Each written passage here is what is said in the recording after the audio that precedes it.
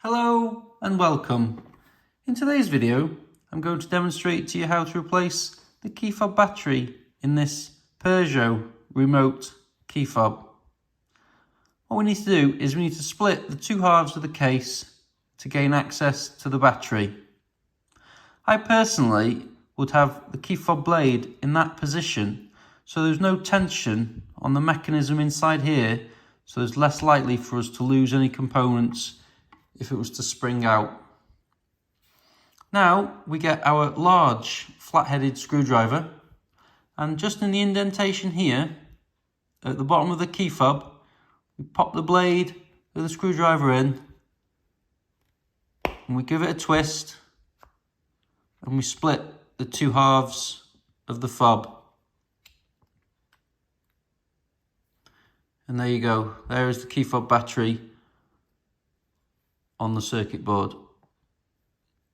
Now we just get our little screwdriver and we just slide the battery out of its housing like so. This key fob takes a battery with a part number like this one of CR1620. We just simply pop the battery back into the housing. We make sure that the writing on this one is facing upwards and we know it's in its correct location.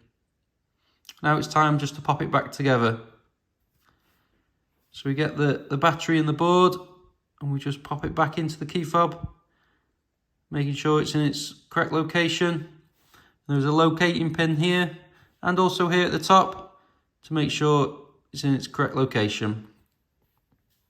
We just get now the other half of the case. Just make sure everything lines up. And we just click it back in place.